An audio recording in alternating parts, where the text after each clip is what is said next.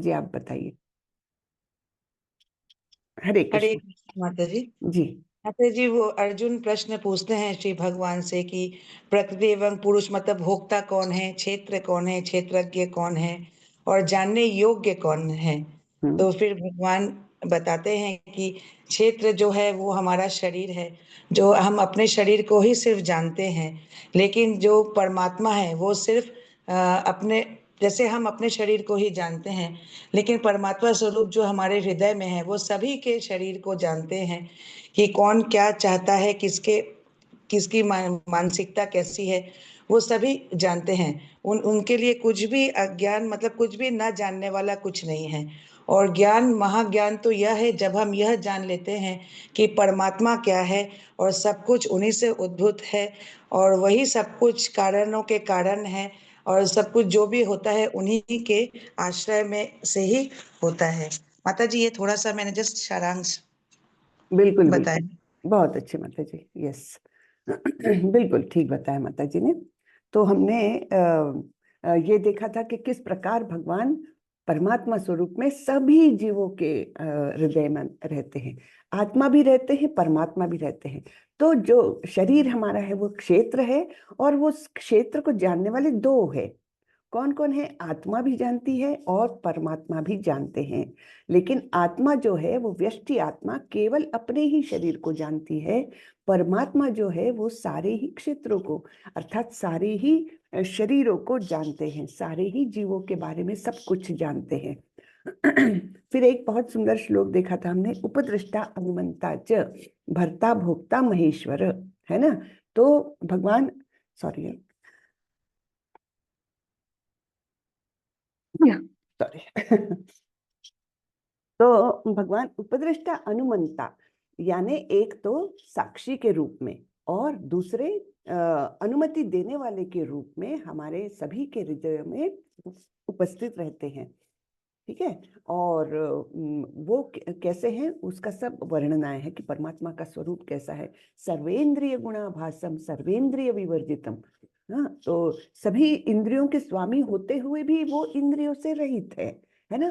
तो ये सारी जो जिसको कहा जाता है कि अचिंत्य भेद अभेद तत्व, उसके बारे में हमने कल सुना था कि किस प्रकार से भगवान का अस्तित्व है अचिंत्य, जिसकी हम मतलब चिंतन भी नहीं कर सकते, सारे लॉजिक के, सारे बुद्धि के परे ऐसा उनका अस्तित्व है। मुझे ये बताइए, वीडियो में मैं नहीं दिख रही हूँ? नहीं, मैं गायब हो गई।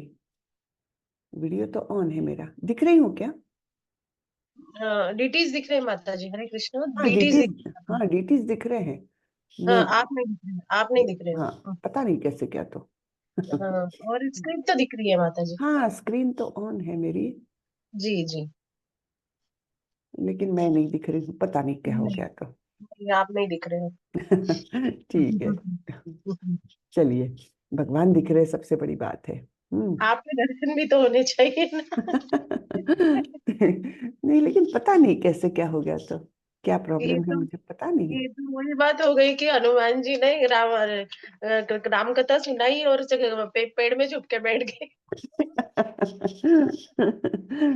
तो कथा सुनाने वाला ही नहीं है। हाँ पता नहीं, लेकिन क्या हो गया है मुझे ही आश्चर्य हो रहा है, क्योंकि वीडियो तो ऑन है मेरा। दीदी री शेयर कीजिए ना तो शायद आ जाएगा। क्या? री शेयर करना, आपने वीडियो शेयर किया ना, री कर दिए उसको एक बार फिर से तो फिर आएगा शायद। ये देखिए, मैंने ऑफ किया और ऑन किया, फिर भी नहीं आ रहा है। पता नहीं, कुछ प्रॉब्लम हो गया लगता है। कल तक तो आ रहा था, कल शाम को भी मैंने क्लास ली तो तब तो ठीक था, अभी गायब हो गया। चलिए कोई बात नहीं। तो और क्या क्या हमने देखा था, किस प्रकार से ज्ञान का मार्ग है ना, ज्ञान की विधि या मुक्ति की विधि भगवान ने बताई थी 8 से लेकर के 12 तक के श्लोक में।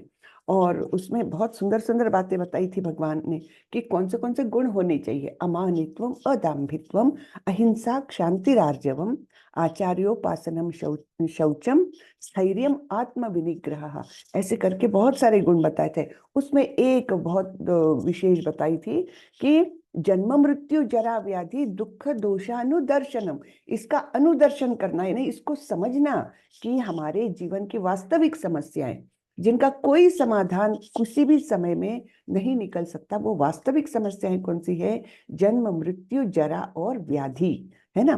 तो यानी जन्म मृत्यु तो हमें पता है, जरा यानी बुढ़ापा और व्याधि यानी रोग। तो ये जो 4 समस्या है, इनका कोई भी निवारण नहीं हो सकता। बाकी तो छोटी मोटी समस्याएं आती ही रहेगी, लेकिन ये समस्याएं हमारी स्थायी रूप से जीवन भर रहती ही है। ठीक है, तो उसका अनुदर्शन अर्थात उसको समझना, ये भी हमारे लिए ज्ञान की विधि या मुक्ति का मार्ग एक क्वालिफिकेशन है। और दूसरा बताया है कि स्त्री और वो उनके प्रति अनासक्ति, यानी पुत्र द्वार दार गृहादिषु, है ना, हमारे पुत्रों के प्रति, अपनी पत्नी या पति के प्रति या अपने घर परिवार के प्रति जो आसक्ति है, उससे मुक्ति, ये भी ज्ञान की विधि या मुक्ति का मार्ग बताया हुआ है भगवान ने, है ना। और अंतिम लाइन में बताया है इसके, यानी 12वें श्लोक के अंतिमता बताया है, एतद् ज्ञानमिति प्रोक्तम अज्ञानम यदतोन्यथा, यानी यही ज्ञान है, बाकी सब तो अज्ञान है। तो ऐसा ज्ञान भगवान ने बहुत सुंदर तरीके से बताया हुआ है।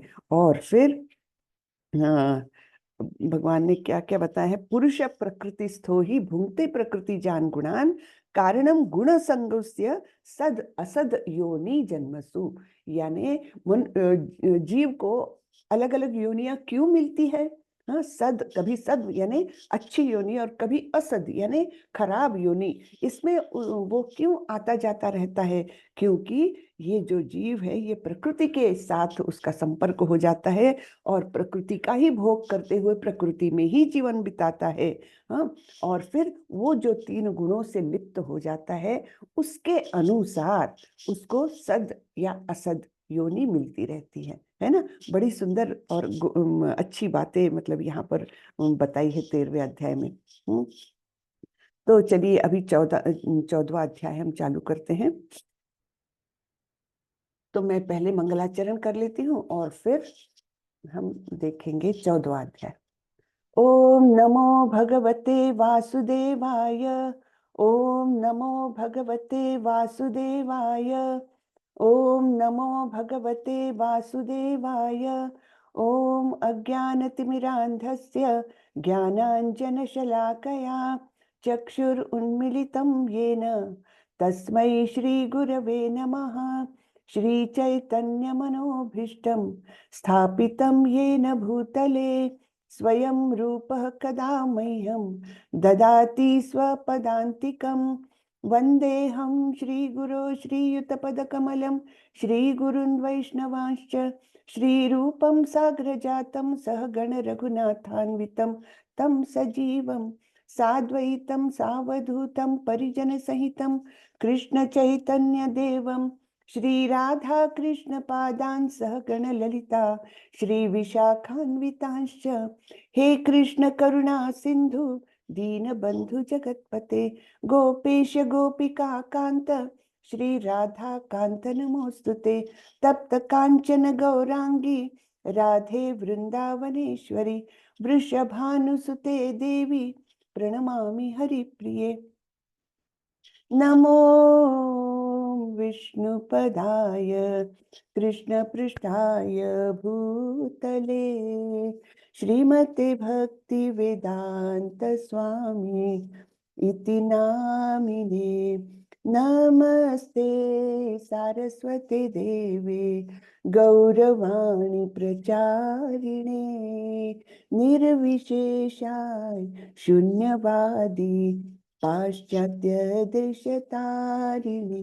जय श्री कृष्ण चैतन्य प्रभो नित्यानंदा श्री अद्वैत गदाधर श्रीवासादि गौर भक्त वृंदा। हरे कृष्णा कृष्णा कृष्णा हरे हरे, हरे रामा राम राम हरे हरे, हरे कृष्णा हरे कृष्णा कृष्णा कृष्णा हरे हरे, हरे रामा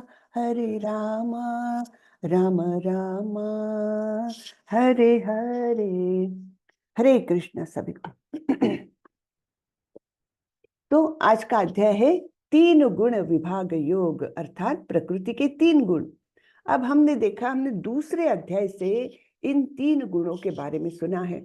दूसरे ही अध्याय से भगवान बोलते हैं दूसरे अध्याय में, त्रैगुण्य विषया वेदा निस्त्रैगुण्यो भवार्जुन, निर्द्वंद्व नित्य सत्वस्थो निर्योग क्षेम आत्मवान, है ना। तो वहां पर भगवान जब उपदेश करना चालू करते हैं तब अर्जुन को बोलते हैं कि ये वेदों के अलंकारिक शब्दों में मत फंसो अर्जुन, क्योंकि वेदों का विषय है तीन गुण, त्रैगुण्य विषया वेदा।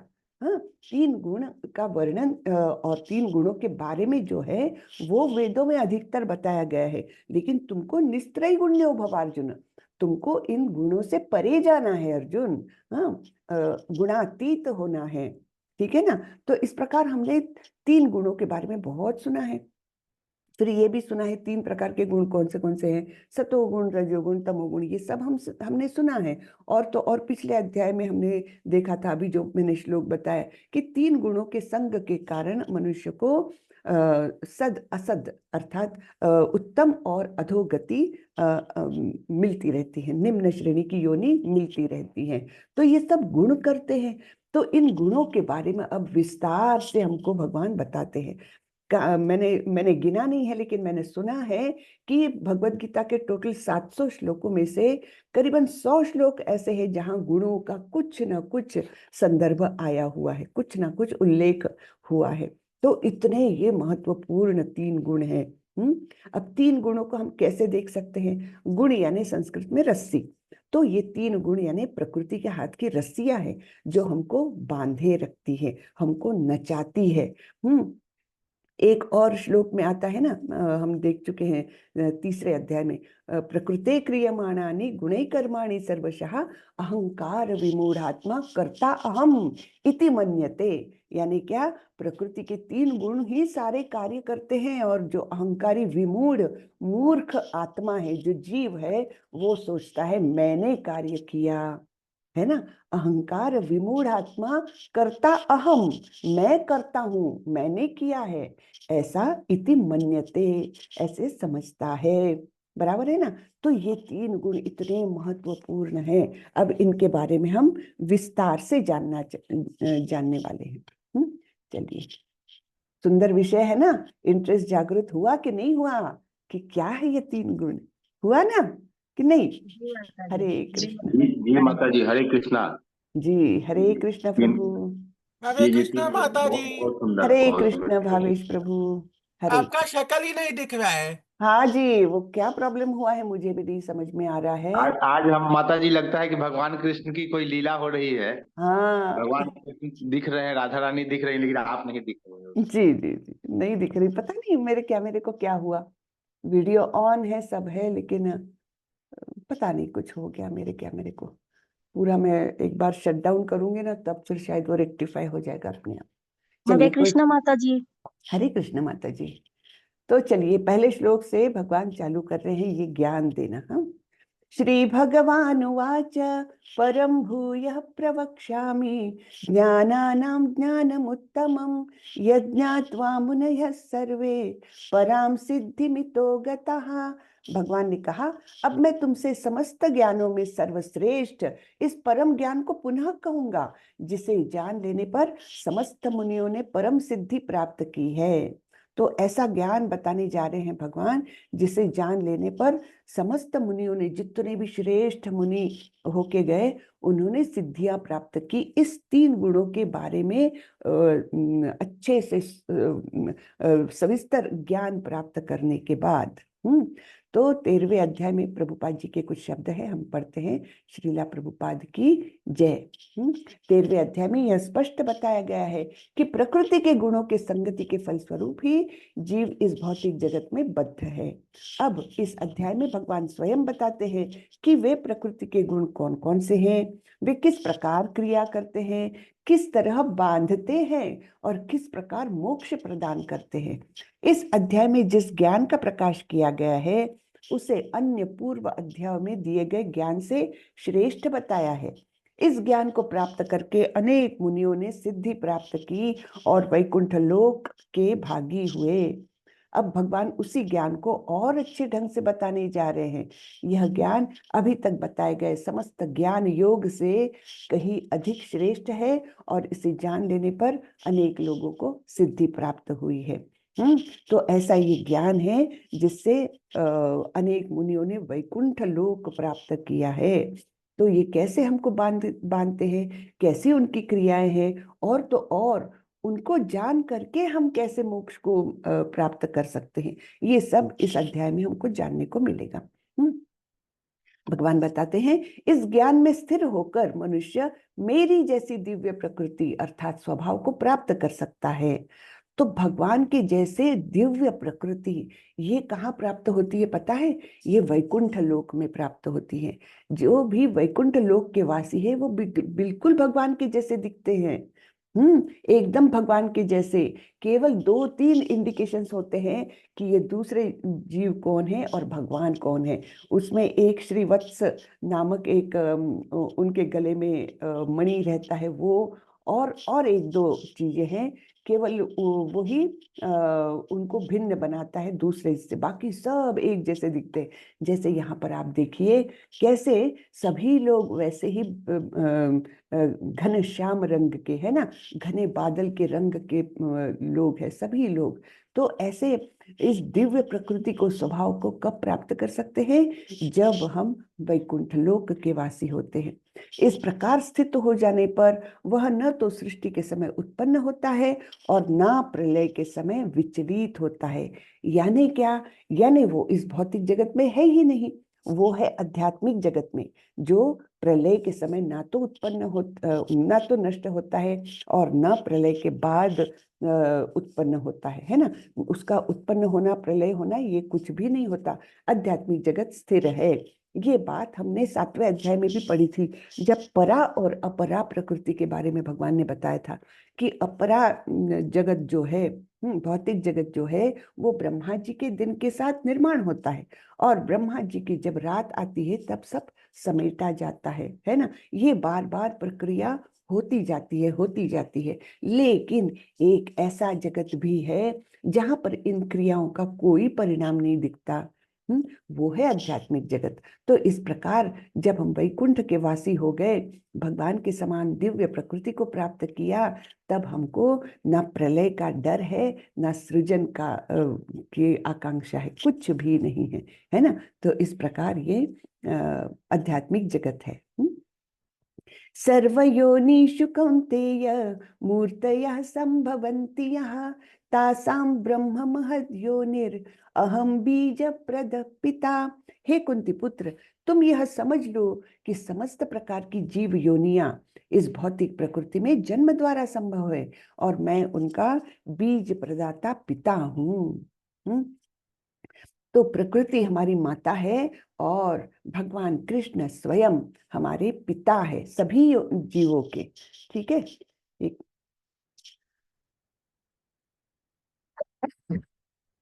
सॉरी, थोड़ा सर्दी हो गई है तो ठीक है आती है। हाँ ठीक है। तो भगवान उन पर दृष्टिक्षेप डालते हैं। भगवान की कैसा स्वरूप है? अंगानि यस्य सकलेन्द्रिय वृत्तिमंती, यानी वो अपने कोई भी अंग से कोई भी क्रिया कर सकते हैं। तो इस प्रकार वे दृष्टि डालते हैं प्रकृति पर और प्रकृति को गर्भस्थ करते हैं, जिससे सारी जीव योनियां उत्पन्न होती है। तो अब जो डार्विन की थियरी है, क्या डार्विन्स थियरी ऑफ इवोल्यूशन आप लोगों ने साइंस में पढ़ा होगा, जिसमें बताया जाता है कि मनुष्य के पूर्वज कौन थे? बंदर थे। बंदर धीरे धीरे इवोल्यूशन हुआ और मनुष्य बने। अब इस बात को यहाँ पर पूरी तरह से नकारा जा रहा है।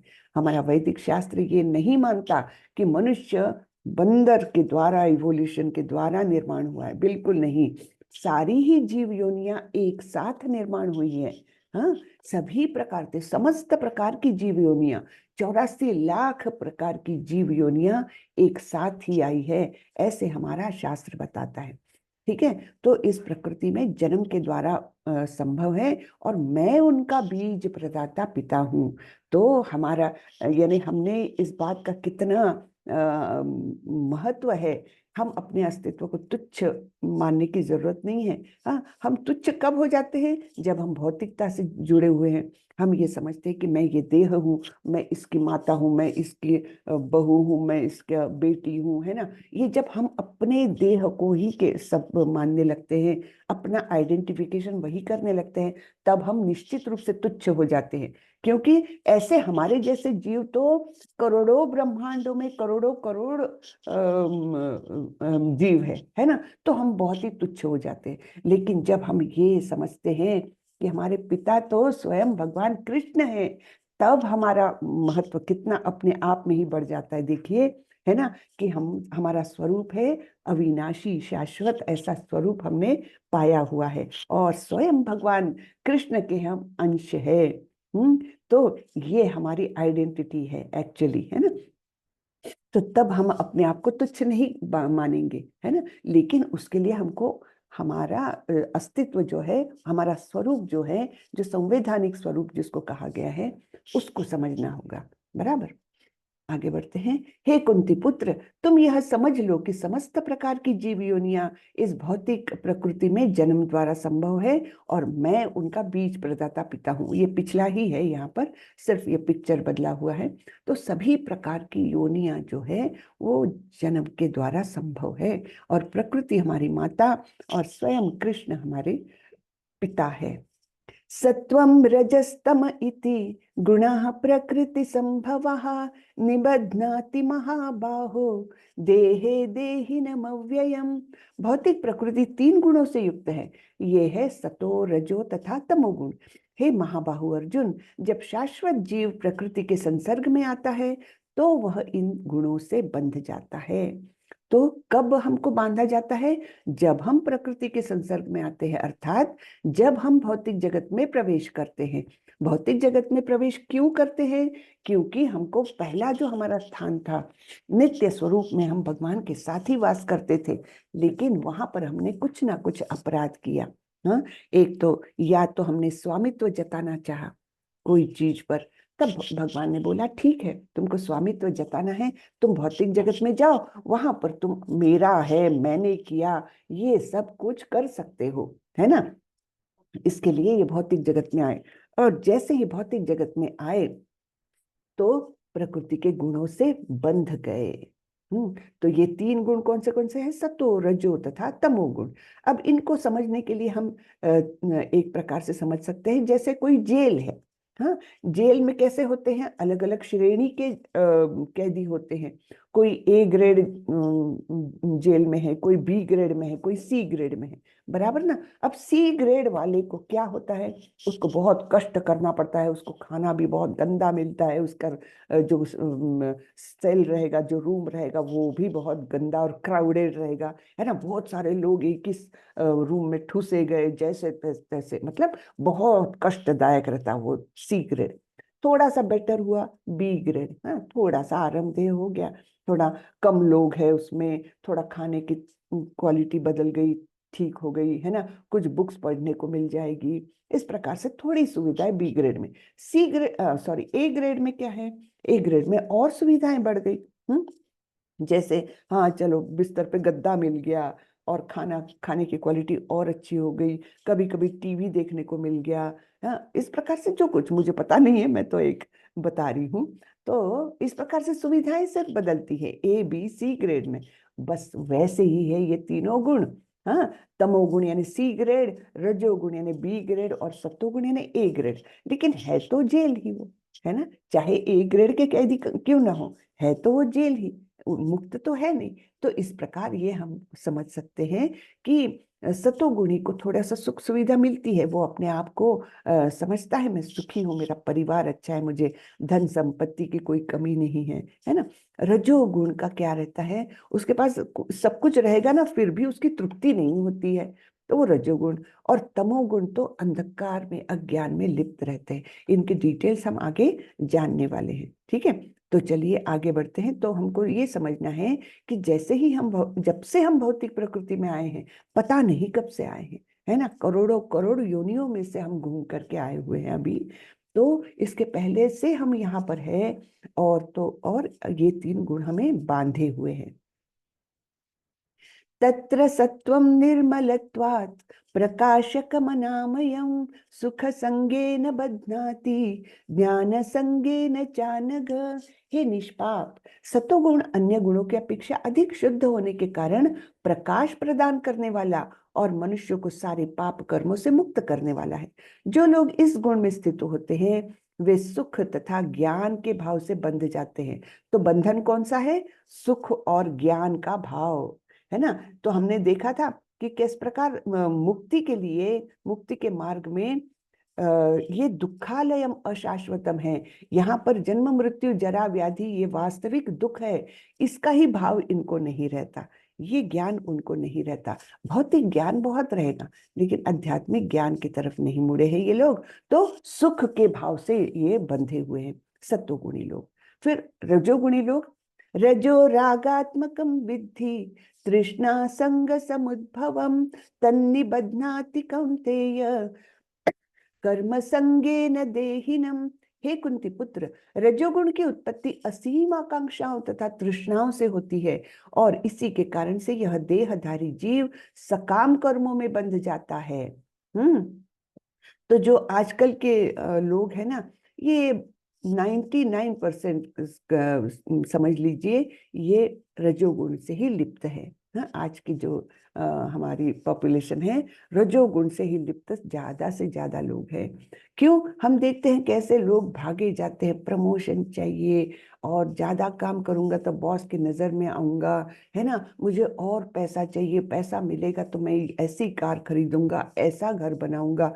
यानी चलो कार है ना आपके पास, नहीं मुझे इससे बेटर कार लेनी है।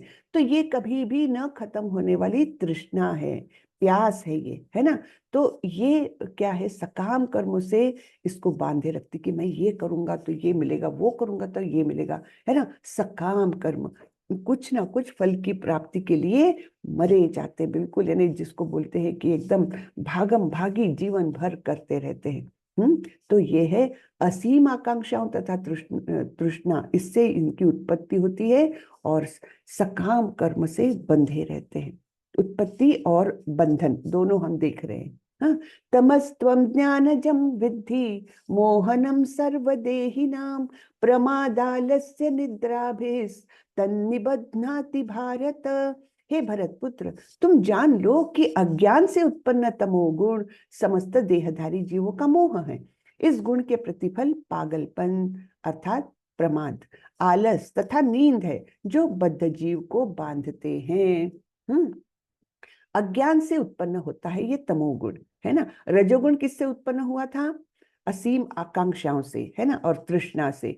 और सतोगुण किससे उत्पन्न हुआ था? ज्ञान से, है ना।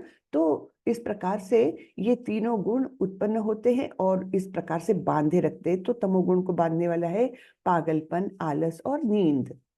तो ज्यादा सोते रहते हैं, आलसी रहते हैं और ऐसे ही लोग ज्यादा करके नशे के आदी होते हैं। और नशा करके फिर तो क्या कर रहे हैं इसका उस पर उनका कोई कंट्रोल नहीं रहता। तो पागलपन करते, प्रमाद, यानी गुनहगारी जो है, गुनह जो करते हैं वो लोग मोस्टली तामसी रहते हैं। गुनाह हो जाता है उनसे क्योंकि उनको समझता ही नहीं है। फिर आगे, सत्वं सुखे संजयति रजः कर्मणि भारत ज्ञानमावृत्त तमः प्रमादे संजयत्युत। हे भरत पुत्र, सतोगुण मनुष्य को सुख में बांधता है, रजोगुण सकाम कर्म से बांधता है और तमोगुण मनुष्य के ज्ञान को ढककर उसे पागलपन से बांधता है। तो सतोगुण, रजोगुण, तमोगुण, यहाँ पर देखते हैं सतोगुण सुख से बांधता है, सुख, इंद्रिय सुख उनको चाहिए, और ज्ञान का मार्ग वो ये करते हैं कि ज्ञान अर्थात भौतिक ज्ञान। तो अपने आप को कवि, दार्शनिक, साइंटिस्ट, ये सब लोग उसमें आते हैं सतोगुण में। फिर रजोगुणी कैसे रहते हैं? ये कुछ चाहिए उसके लिए वो कुछ भी कर सकते हैं, है ना, सकाम कर्म में लिप्त रहते हैं। और तमोगुणी तो निद्रा, आलस्य, नशा, पागलपन, प्रमाद, इसमें ही लगे रहते हैं। हे भरत पुत्र, कभी कभी सतोगुण रजोगुण तथा तमोगुण को परास्त करके प्रधान बन जाता है, तो कभी रजोगुण सतो तथा तमोगुणों को परास्त कर देता है, और कभी ऐसा होता है कि तमोगुण सतो तथा रजोगुण को परास्त कर देता है। इस प्रकार श्रेष्ठता के लिए निरंतर स्पर्धा चलती रहती है। तो ये तीन गुण, ऐसा नहीं है कि कोई व्यक्ति एकदम पूर्णतः सतोगुणी होगा या पूर्णतः तमोगुणी होगा, हाँ, पूर्णतः नहीं होता। ये तीनों गुण बांधे तो है उनमें, उसमें श्रेष्ठ ज्यादा ताकत वाला कौन सा गुण होता है, उसके अनुसार उस व्यक्ति में उस गुण का प्राबल्य दिखता है ना। तो रस्सी जैसे खींच रहे हैं, ये देखिए यहाँ पर दिखाया है, हमारा मन है और हमारे मन को तीन गुण तीन तरफ से खींचे जा रहे हैं। कभी एक प्रबल होता है तो वो ज्यादा खींच लेता है मन को, कभी दूसरा प्रबल होता है तो वो ज्यादा खींच लेता है। इस प्रकार से ये रस्सी खींच चलती रहती है, और उस प्रकार ये हमारे गुणों का प्राकट्य होता है हमारे मन में। सतोगुण की अभिव्यक्ति को तभी अनुभव किया जा सकता है जब शरीर के सारे द्वार ज्ञान के प्रकाश से प्रकाशित होते हैं। तो सारे द्वार, 9 द्वार हैं हमारे शरीर में।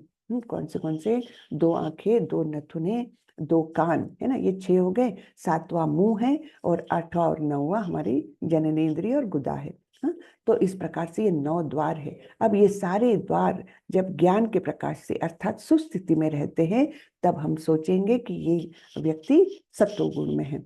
फिर हे भरतवंशियों में प्रमुख, जब रजोगुण में वृद्धि हो जाती है तो अत्यधिक आसक्ति, सकाम कर्म, गहन उद्यम तथा अनियंत्रित इच्छा एवं लालसा के लक्षण प्रकट होते हैं। तो क्या क्या है इसमें?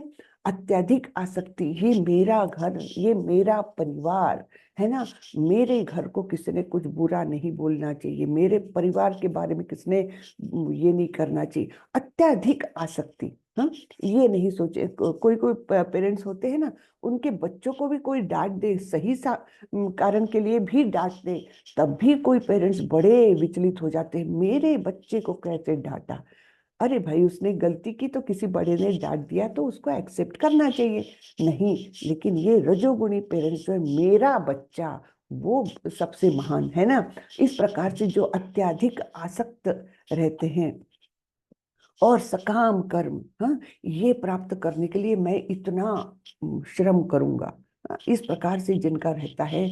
और गहन उद्यम, बहुत काम करते हैं ये लोग, मेहनती बहुत रहते हैं रजोगुणी लोग, क्योंकि उनको चाहिए ही रहता है, उनकी चाह कभी खत्म ही नहीं होती। उस चाह को पूर्ण करने के लिए वो बहुत काम करते हैं, लेकिन उनकी इच्छाएं जो है अनियंत्रित, उनका कंट्रोल नहीं। कि आज ये इच्छा हुई उनको कि नहीं, मैंने ये मॉडल की कार लेनी चाहिए, और लेकर भी आ गए, चलो भगवान की कृपा से, लेकिन दूसरे ही दिन अगर दूसरा मॉडल देख लिया तो उनका मन विचलित हो जाएगा।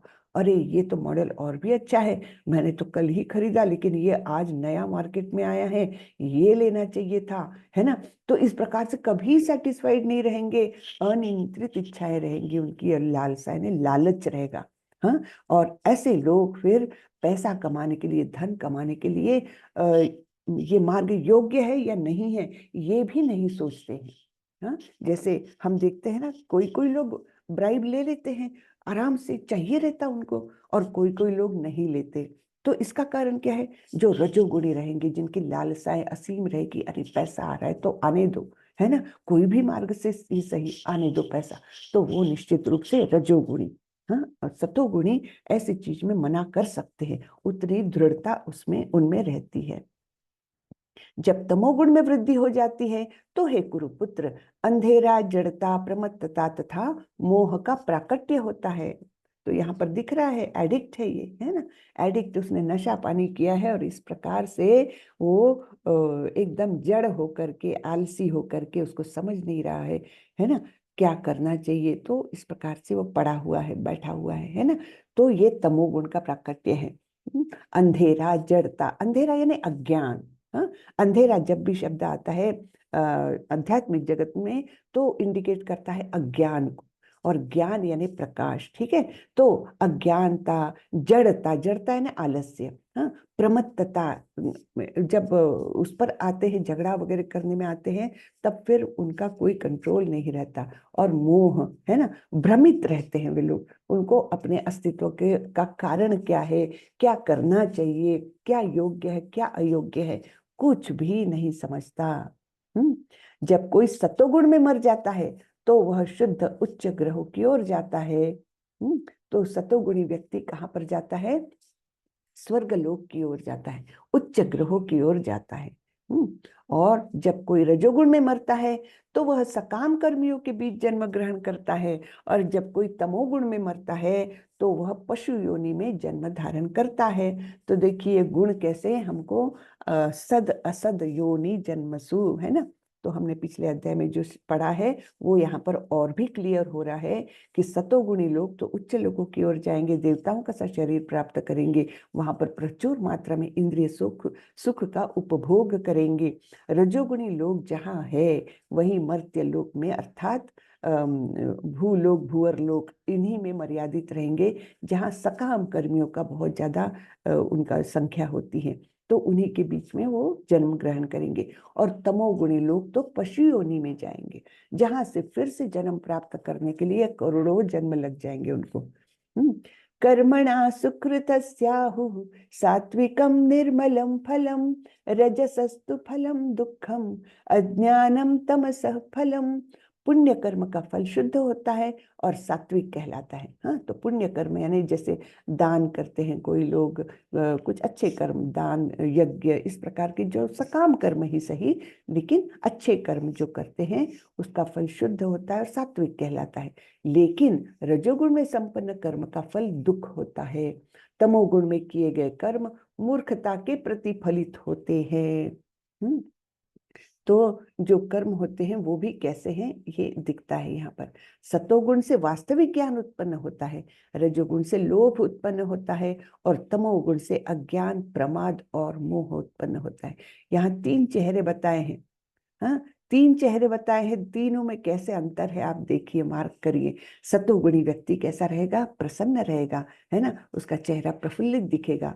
फिर रजोगुणी व्यक्ति हमेशा चिंतित दिखेगा, चिंता की जो लकीरें हैं वो उसके चेहरे पर स्पष्ट दिखेगी, क्योंकि ये चाहिए, वो चाहिए, है ना, मेरा पैसा, मेरा धन, इसके प्रति असीम उसकी आसक्ति रहती है।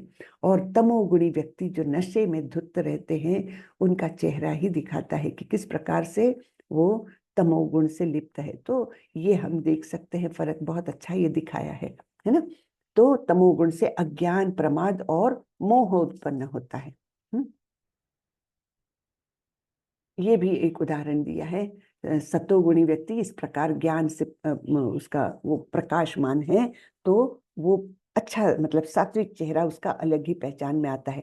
रजोगुणी व्यक्ति हमेशा ये चाहिए वो चाहिए के चक्कर में एंजाइटी में दिखेगा आपको, है ना, एंजाइटी जिसको कहते हैं वो दिखेगा। और तमोगुणी व्यक्ति बहुत क्रोधित हो जाएगा, कभी कभी एकदम जड़ आलस नींद में रहेगा, है ना। इस प्रकार से तमोगुणी व्यक्ति का प्राकट्य होगा। ऊर्ध्वं गच्छन्ति सत्वस्था, मध्ये तिष्ठन्ति राजसः, जघन्य गुणवृत्तिस्था, अधो गच्छन्ति तामसः। तो सतोगुणी व्यक्ति क्रमशः उच्च लोकों को ऊपर जाते हैं, रजोगुणी इसी पृथ्वी लोक में रह जाते हैं, और जो अत्यंत गर्हित तमोगुण में स्थित है वे नीचे नरक लोकों को जाते हैं। ओके, तो इस प्रकार से जो सतोगुणी है वो टेक ऑफ लेते हैं उच्च ग्रहों की ओर, है ना। जैसे एरोप्लेन ऊपर जा रहा है वैसे सतोगुणी लोग जो है ऊपर के ग्रहों की ओर जाएंगे, और तमोगुणी लोग जैसे एरोप्लेन एकदम नीचे गिर रहा है, आग लग गई है उसमें, तो कैसे एकदम डाउनफॉल होता है, उस प्रकार से तमोगुणी नीचे नरक लोक की ओर जाएंगे और बीच में रह जाएंगे रजोगुणी लोग। ठीक है, तो ये हमारे ब्रह्मांड का एक चित्र यहाँ पर बताया। हाँ, तो हमारा ब्रह्मांड कैसा है? One universe among unlimited material universes. तो ऐसा ये एक ही नहीं है, ऐसे अनलिमिटेड ब्रह्मांड महाविष्णु से निर्माण होते हैं। तो इसमें फिर क्या क्या दिखता है, देखिए ये नीचे जो है गर्भोदकशायी विष्णु है, गर्भोदक ओशन बताया है ना। गर्भोदक सागर में गर्भोदकशायी विष्णु शेषनाग पर लेटे हुए हैं, लक्ष्मी जी उनके पैर दबा रही है, और इनके नाभि से जो कमल नाल निकली है, इसमें ये सारे 14 ग्रह नहीं बोलेंगे इनको, ग्रहों के पुंज, यानी बहुत सारे ग्रह हैं एक एक एक एक लेयर में, ठीक है।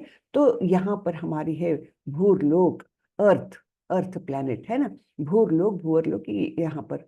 तो यहाँ पर हम हैं, हमारे नीचे 7 प्लैनेटरी सिस्टम्स हैं, हाँ, अतल वितल सुतल तलातल महातल रसातल और पाताल, है ना। तो इस प्रकार के 7 प्लैनेटरी सिस्टम्स हमारे नीचे हैं, यहाँ पर हम हैं, हमारे ऊपर 6 प्लैनेटरी सिस्टम्स है जो उच्च ग्रह का माने जाते हैं, जो अच्छे मतलब अच्छी योनियां मानी जाती है।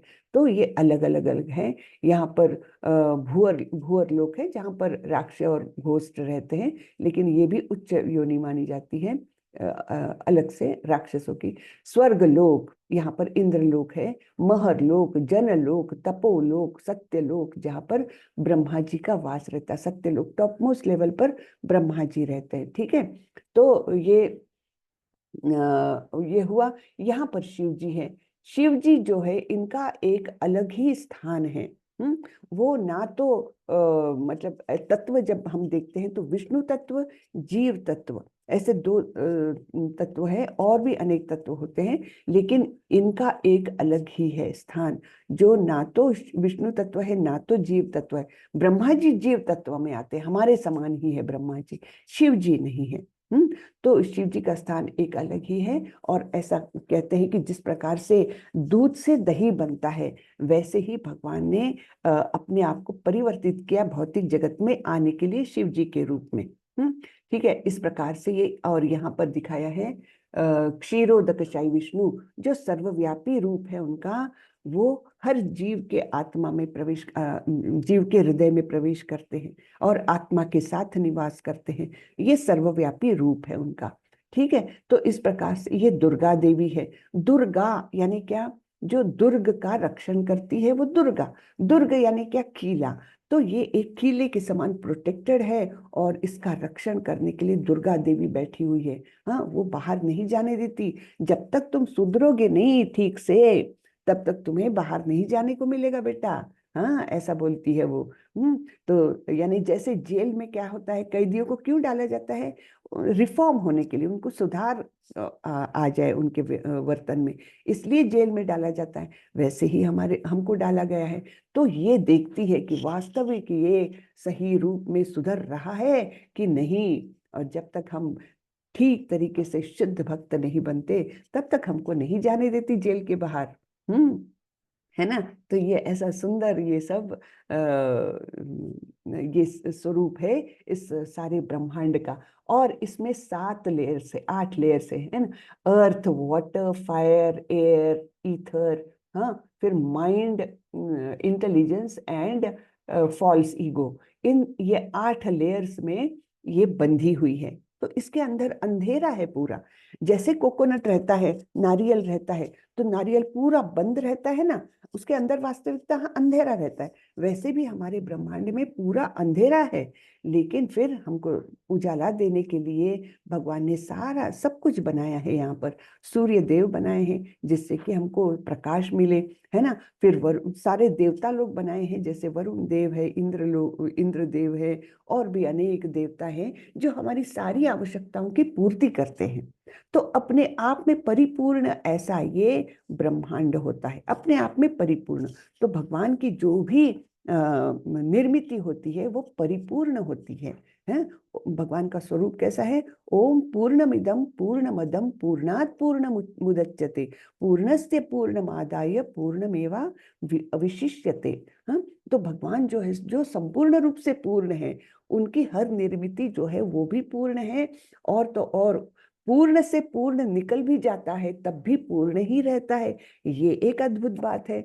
नहीं तो हम हमारे भौतिक इसमें जगत में क्या सीखते हैं, अगर मेरे पास 10 एप्पल है उसमें से मैं 2 दे दूंगा तो मेरे पास 8 ही बचेंगे।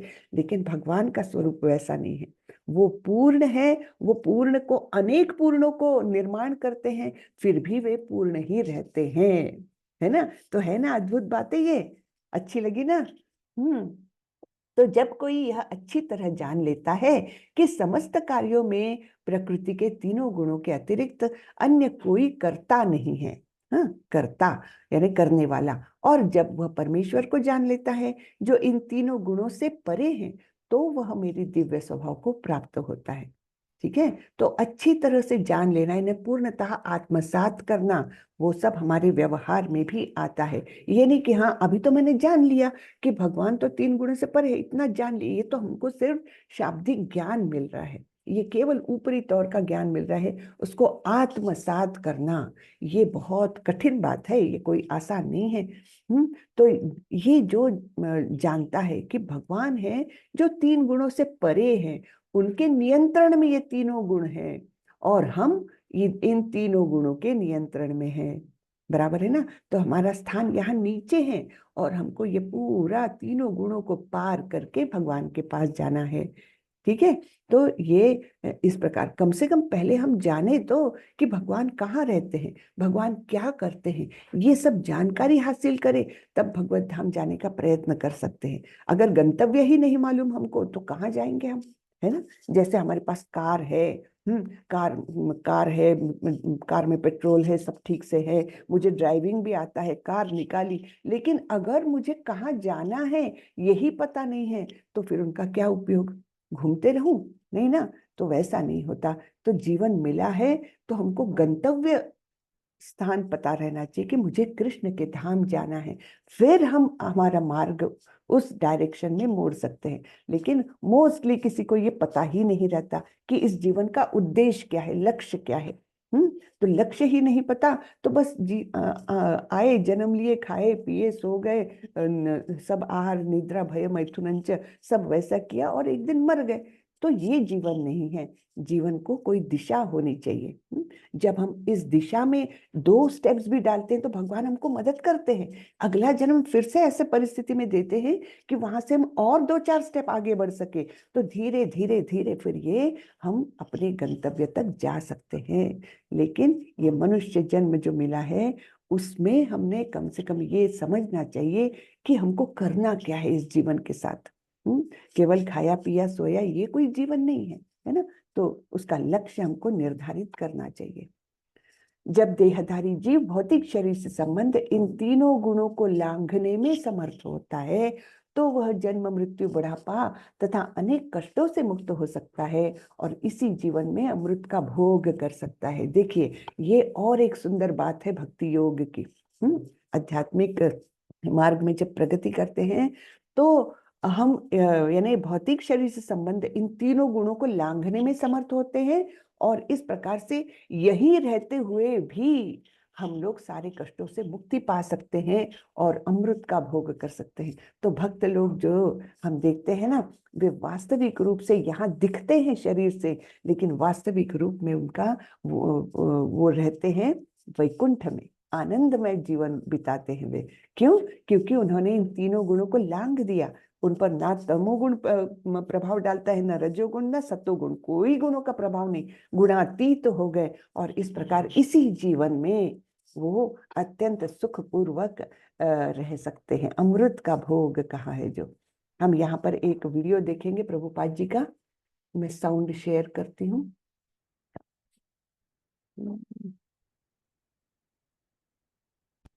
जी अभी देखेंगे प्रभुपाद जी का ये वीडियो। हरे कृष्णा।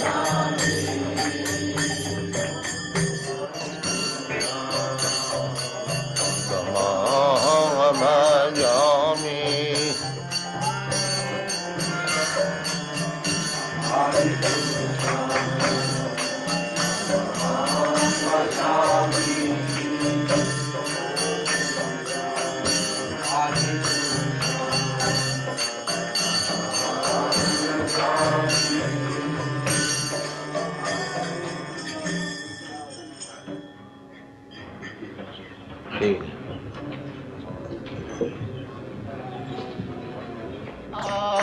कुंज बिहारी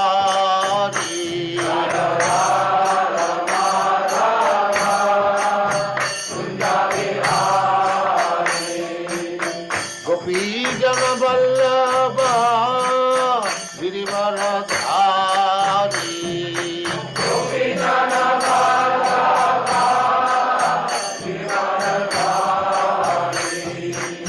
गोपी जन वल्लभ गिरिवर धारी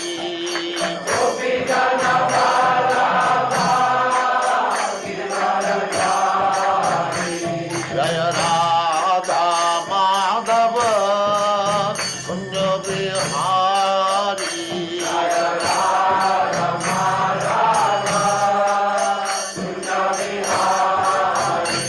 जय राधा माधव कुंज बिहारी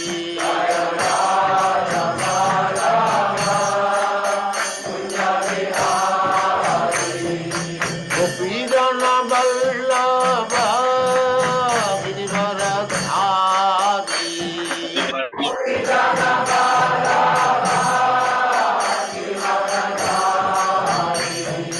गोपी जन वल्लभ गिरिवर धारी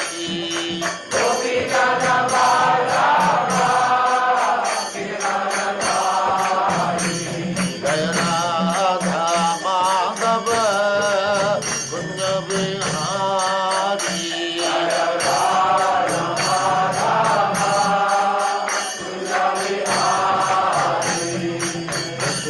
यशोदानंदन व्रज जन रंजन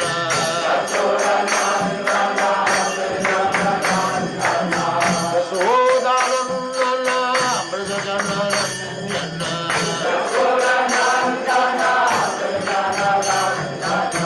यशोदानंदन व्रज जन रंजन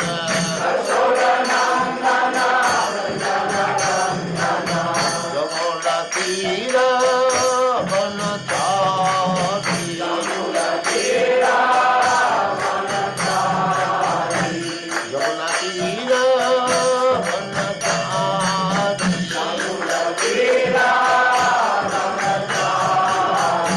जय राधा माधव कुंज बिहारी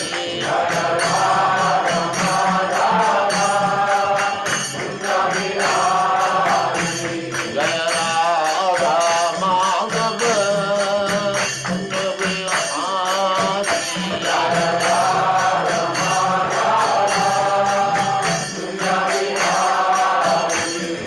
गोपी जन वल्लभ गिरिवर धारी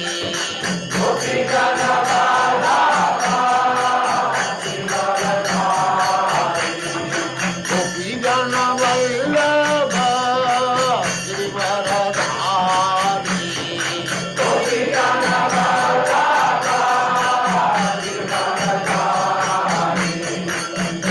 यशोदानंदन व्रज जन रंजन यशोदानंदन व्रज जन रंजन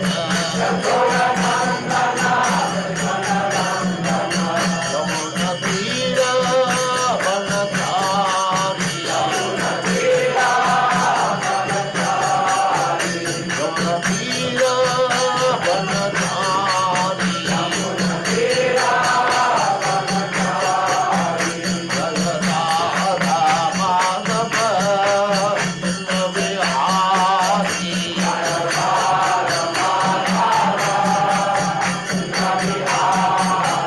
जय राधा माधव कुंज बिहारी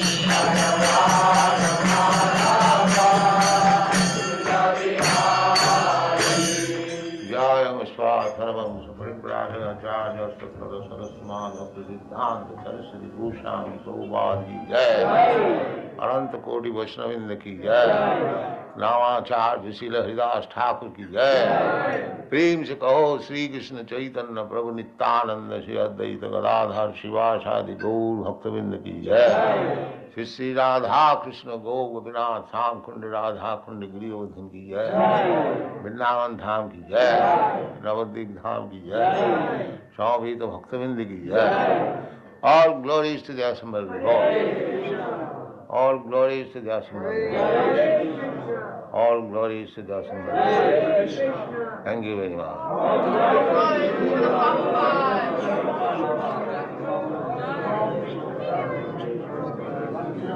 चातुर्वर्णं मया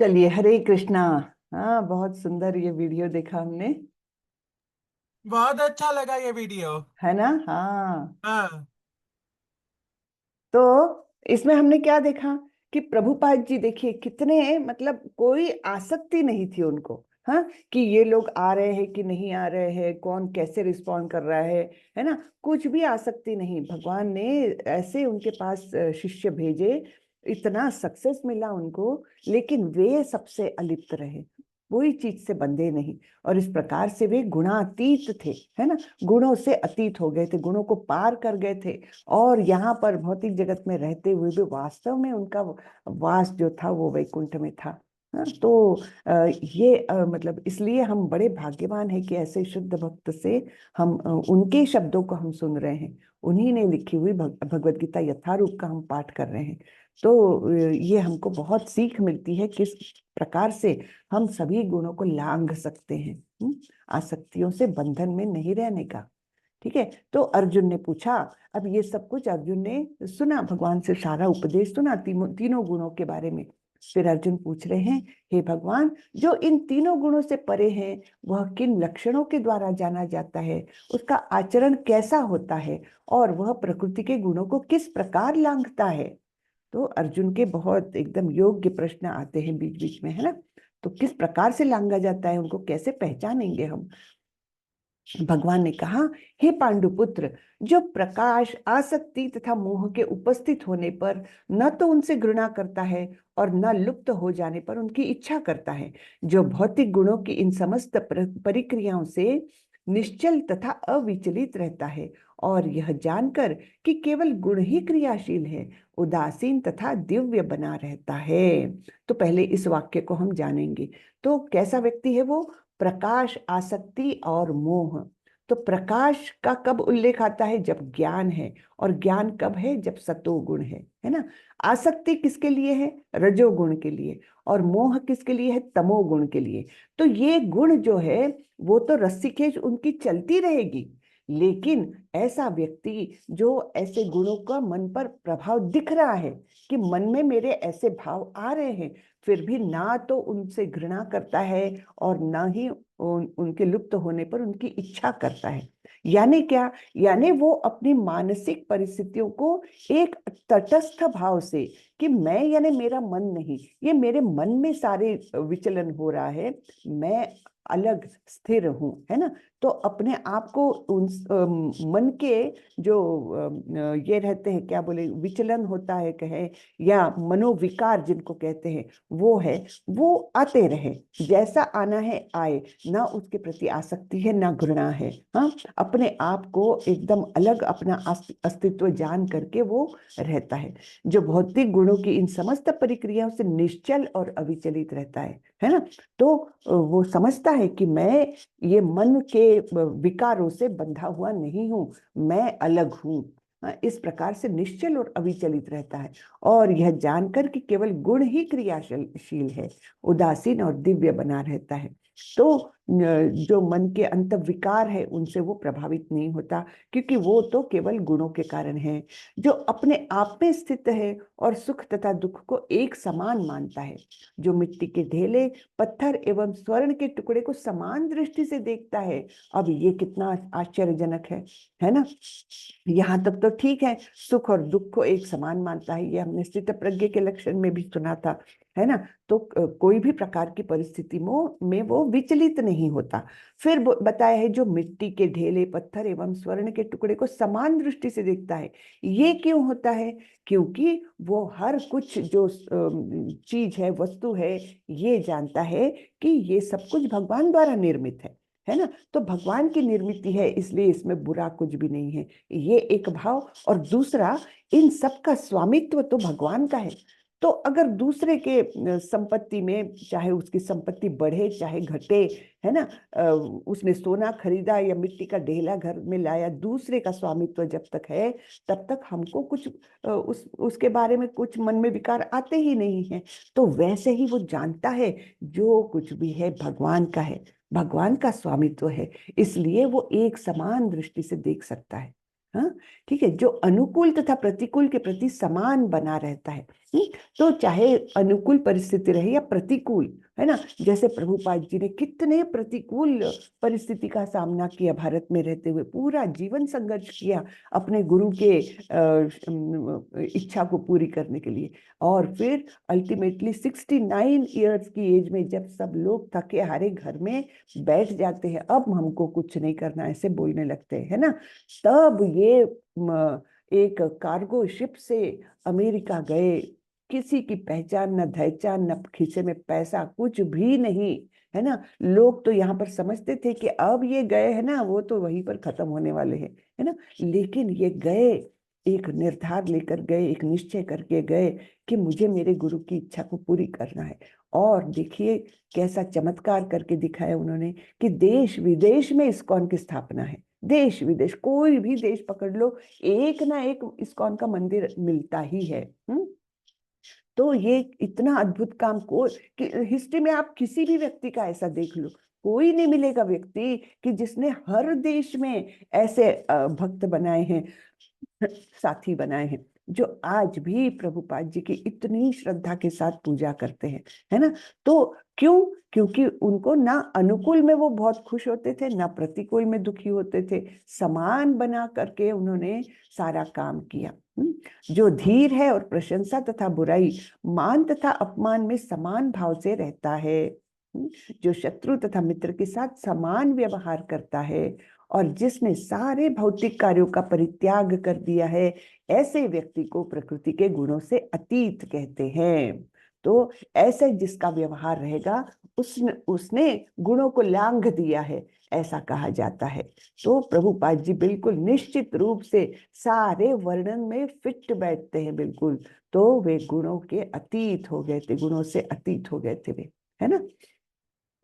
आगे बढ़ते हैं। माम च यो व्यभिचारेण भक्ति योगेन सेवते सगुणान समित्येतान ब्रह्म भूयाय कल्पते। जो समस्त परिस्थितियों में अविचलित भाव से पूर्ण भक्ति में प्रवृत्त होता है, वह तुरंत ही प्रकृति के गुणों को लांघ जाता है और इस प्रकार ब्रह्म के स्तर तक पहुंच जाता है।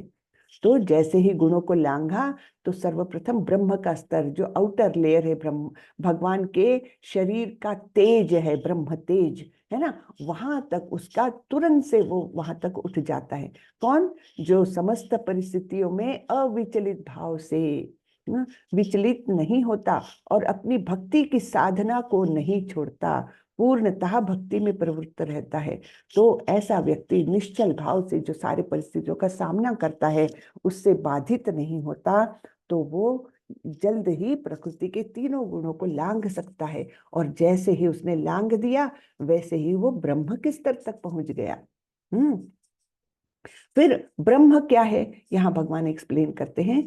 ब्रह्मणो ही प्रतिष्ठाहम अमृतस्याव्ययस्य च शाश्वतस्य च धर्मस्य सुखस्य एकांतिकस्य च। और मैं ही उस निराकार ब्रह्म का आश्रय हूँ, जो अमर्त्य, अविनाशी तथा शाश्वत है और चरम सुख का स्वाभाविक पद है। हाँ, तो भगवान एकदम क्लियर कर रहे हैं कि ये ब्रह्म ज्योति कुछ अलग नहीं है, वो मेरे ही आश्रय में है, अर्थात वो मुझसे ही निकली हुई है ब्रह्म ज्योति। तो उस निराकार ब्रह्म का मैं ही आश्रय हूँ, जो अमर्त्य, अविनाशी और शाश्वत है, जो कभी खत्म नहीं होने वाला, ऐसा शाश्वत अविनाशी जिसका नाश नहीं हो सकता, ऐसा है, और जहाँ चरम सुख का वास्तविक स्वाभाविक पद है। आगे बढ़ते हैं।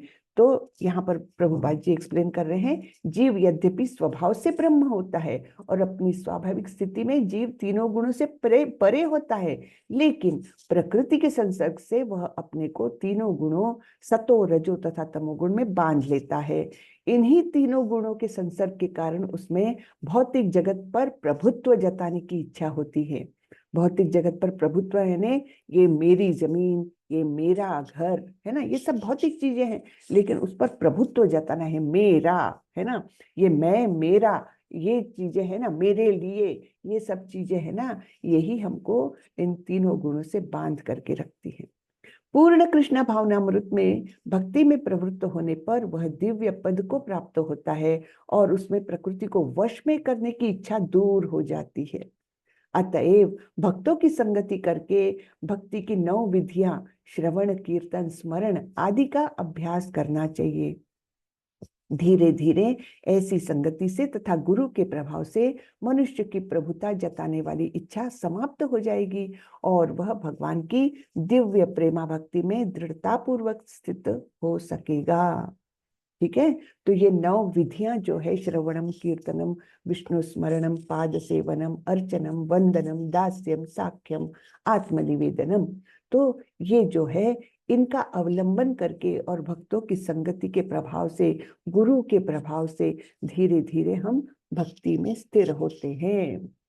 भगवान की भक्ति अति सरल है। मनुष्य को चाहिए कि भगवान की सेवा में लगे, श्री विग्रह को अर्पित भोजन का उच्चिष्ट खाए, यानी प्रसाद खाए, है ना, भगवान को पहले भोग चढ़ाने का, उसके बाद जो हमको प्राप्त होता है वो प्रसाद, उसको ही खाने का उच्चिष्ट खाए। भगवान के चरण कमलों पर चढ़ाए गए पुष्पों की सुगंध सूंघे।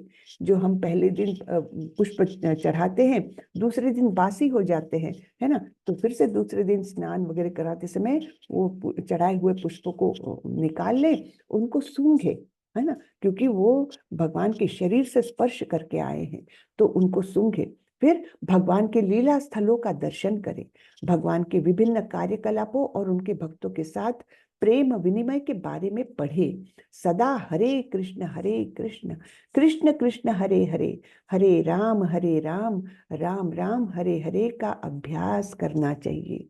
तो ये सतत होना चाहिए। अभी आप सब लोग एक माला कर रहे हैं, बहुत अच्छी बात है, धीरे धीरे उसको बढ़ाइए और धीरे धीरे सोचिए कि मुझे ये दिन भर क्रिया होनी चाहिए। मैं चाहे खाना बनाते रहूं, मैं चाहे दूसरे काम करते रहूं, ये मन में कहीं तो भी हरे कृष्ण का जप अंदर कहीं तो भी चलते ही रहना चाहिए पूरा समय, है ना। तो इसका अभ्यास करना चाहिए। क्यों अभ्यास करना चाहिए? क्योंकि अंतकाले च मामेव स्मरण मुक्त्वा कलेवरम, हमने 8वें अध्याय में देखा था कि जो अंत काल में मेरा स्मरण करता है, केवल मेरा स्मरण करता है, वो निश्चित रूप से मेरे धाम को आता है, इसमें कोई संशय नहीं है, ऐसा भगवान ने बताया है। तो अंतकाल में कैसे स्मरण होगा? जब हम अभ्यास करेंगे तब तो ना। इसलिए ये अभ्यास करना जरूरी है कि पता नहीं कब वो घड़ी आ जाए कि हमको भगवत धाम जाना, मतलब हमारी आत्मा इस शरीर का त्याग कर दे, तो हमको फिर से दूसरी योनि नहीं प्राप्त करना है, हमको जाना है भगवत धाम। और उसके लिए ये हरे कृष्ण मंत्र हमारे जिह्वा पर सतत रहना चाहिए, बराबर है ना। तो सतत जब करते रहेंगे हम, तस्मात् सर्वेषु कालेषु माम अनुस्मर युध्य च, भगवान ने बोला है 8वें ही अध्याय में कि इसलिए तुम सदैव मेरा स्मरण करो और अपने कर्तव्य को भी पूरा करो, है ना।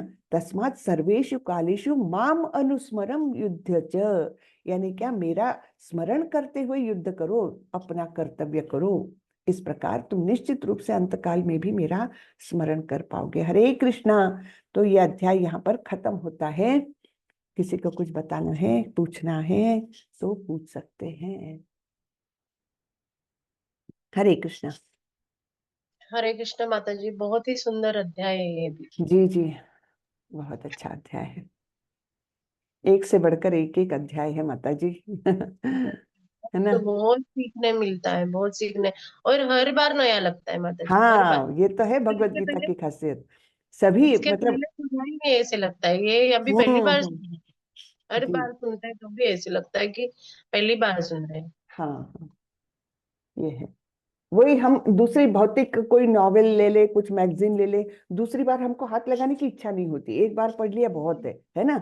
लेकिन बोर हो ये जाता ऐसा है, भगवत गीता भागवतम ये ग्रंथ ऐसे हैं, कितनी भी बार पढ़ो, कितनी भी बार पढ़ो, वो बासी होते ही नहीं है। हर बार उसमें से ऐसा लगता कुछ नया ज्ञान निकल के आ रहा है जो मुझे पता ही नहीं था।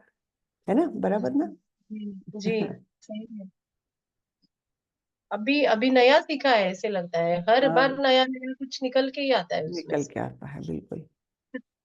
पता नहीं क्या है इतना भगवान का, सही है। हाँ, हम हरे बूढ़ बुद्धि कृष्ण। नहीं समझ पाएंगे।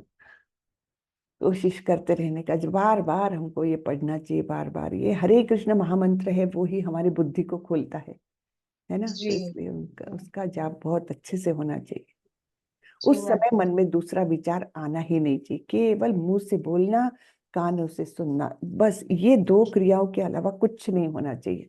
प्रभुपाद जी बोलते ये तो बड़ा आसान है, मुंह और कान में अंतर ही कितना है, बिल्लस भर का है। तो लोग जो बोलते हैं ना कि मन में बहुत विचार आते हैं, बोलते मन तो तीसरी जगह है, रास्ता तो मुंह से लेकर कान तक का है, मन को क्यों बीच में लाते हो? ऐसे बोलते थे प्रभुपाद जी।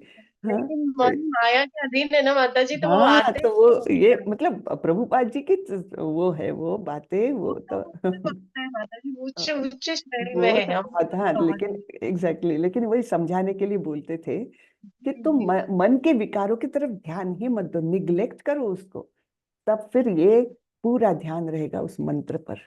है ना? हम जब भी माला लेते हैं कुछ विचार भटकते ही, मन भटकता ही है हाँ, मन। बिल्कुल। अर्जुन जी ने भी कहा है ना कि माया, हाँ, वायु को वश में कर सकता हूँ लेकिन मन को वश में मन नहीं कर को सकता। वश में नहीं कर सकता, बिल्कुल बिल्कुल। चलिए, किसी का कुछ प्रश्न नहीं हो तो हम ये सत्र खत्म करते हैं। किसी का प्रश्न है? भावेश प्रभु, कैसा लग रहा है आपको? हरे कृष्णा। हरे कृष्ण माता जी, दंडवत प्रणाम माता जी। दंडवत प्रणाम। बोलिए माता जी, कुछ पूछना है? माता जी जी बहुत इंसान, हम भी एक जीव है, इंसान है, ये चीजें भी सुनना चाहिए इंसान को। माता जी इतना देर हो गया, इतना समय बीत गया, इन चीजों के संपर्क में इतना देर से मैं आई। जी, कोई बात नहीं, जी जब माता जी। जब जागे तभी सवेरा। है ना? अभी अभी भी हम जी दो चार कदम चल ले तो फिर हमारा जीवन सफल हो जाएगा। अगली योनि में हमको, अगले जन्म में हमको भगवान फिर से मदद करेंगे। लेकिन अभी जब जागे हैं तब हमने समय व्यर्थ नहीं गंवाना चाहिए, जितना समय है जी हमारे माता जी, पास। है ना? जी, दंडवत प्रणाम माता जी। दंडवत प्रणाम। हरे कृष्ण माता जी, दंडवत प्रणाम। दंडवत प्रणाम प्रभु। जी जी प्रभु। माता जी, आज आज का तो बहुत अच्छा लगा, मतलब बहुत ज्यादा, मतलब और पहले से भी ये जी तीन गुण के बारे में जो आप बताए, सत्वगुण रजोगुण तमोगुण के बारे में, हाँ जो लोग ये मतलब जैसे कि सत्वगुण में प्रतिष्ठित रहते हैं उनके अंदर ज्ञान का प्रकाश रहता है, हाँ, और जो रजोगुण में रहते हैं वो आसक्ति रहती है उनको हर चीजों में। सही बात। और जो जो लोग मोह मोह से ग्रसित हो जाते हैं, मतलब अज्ञानता पूर्ण जीवन जीते हैं, वो तमोगुणी होते हैं। बिल्कुल सही ले, प्रभु, बिल्कुल लेकिन सही। लेकिन जब ये तीनों गुणों से हम परे चले जाते हैं तो हाँ उनकी वास्तविक क्या स्थिति होती है, एक बार पुनः अगर आप कृपा करके बताते तो बड़ी कृपा होगी। हाँ, तो वो भगवान के जो तीन रूपों से भगवान को हम जान सकते हैं। तो सबसे पहले तो सबसे उच्च लेवल के तो भगवान स्वयं है जो श्याम सुंदर रूप में है। फिर उनका सर्वव्यापी रूप जो परमात्मा स्वरूप में, उसको जान सकते हैं, ये सेकंड स्टेज। और थर्ड स्टेज है भगवान की जो प्रकाश है, भगवान के शरीर से निकला हुआ प्रकाश, ब्रह्म ज्योति जिसे कहते हैं। तो वहां तक जाते हैं। तो जो इसको पार कर गया, तीनों गुणों के प्रभाव को पार कर गया, वो निश्चित रूप से पहली स्टेज, मतलब जो थर्ड स्टेज है भगवान को प्राप्त करने की, तो जो ब्रह्म ज्योति है वहां तक तो वो तुरंत से पहुंच जाता है, ये बताया गया है, तुरंत से। और फिर वहां से और भक्ति करके वो मतलब भगवान के चरणों तक जा सकता है, भगवान के पास जा सकता है, भगवत धाम यानी गोलोक वृंदावन तक जा सकता है। लेकिन उसी समय वो वैसे ही पार कर जाता है गुणों को, है ना, तो ब्रह्म ज्योति तक चला गया वो। तो ये है, मतलब यहाँ रहते हुए भी वो अत्यंत आनंद में रहता है, उसको कोई क्लेश नहीं लगते, ये सारे भौतिक ताप नहीं लगते, कुछ उसको प्रभावित नहीं कर सकता। इस प्रकार वो आनंद में रहता है, ब्रह्मानंद में रहता है वो यहाँ रहते हुए भी। तो कितनी बड़ी बात है ना।